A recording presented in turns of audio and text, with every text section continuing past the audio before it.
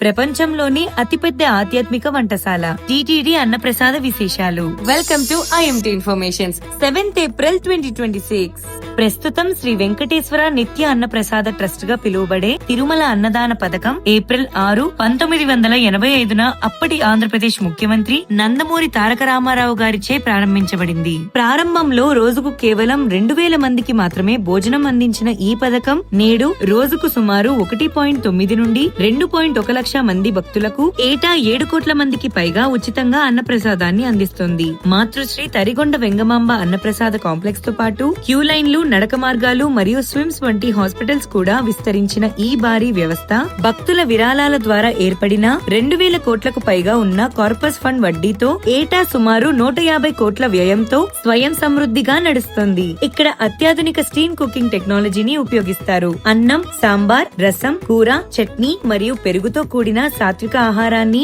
ఎంతో పరిశుభ్రంగా అందిస్తారు. టికెట్ అవసరం లేకుండా నిరంతరంగా బృందాల వారీగా భోజనం వడ్డిస్తారు. అన్నం పరబ్రహ్మ స్వరూపం అనే భావనతో టీటీడీ ఉద్యోగులు మరియు శ్రీవారి సేవకుల సమన్వయంతో సాగుతున్న ఈ మహత్కార్యం తిరుమలకు వచ్చే ఏ భక్తుడు ఆకలితో వెళ్లకూడదనే లక్ష్యాన్ని విజయవంతంగా నెరవేరుస్తుంది. ఇలాంటి మరిన్ని ఇన్ఫర్మేటివ్ వీడియోస్ కోసం ఇట్స్ మై తిరుపతిని ఫాలో చేయండి.